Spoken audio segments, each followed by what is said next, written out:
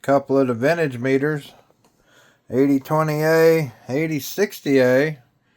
And this was my first meter Dad gave me when I was like 10, back in like what, 1990 or something.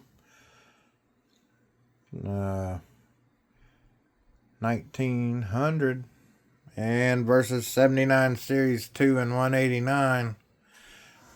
Yeah, that one's 1900, just like this one. But this one is a 20,000 count meter.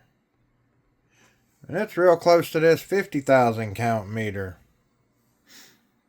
I used this one as my daily driver till 2017 when I bought that 179, which turned out to be a whole lot lesser of a meter. But, you know, I like my 179. 19009. I mean, 002 out.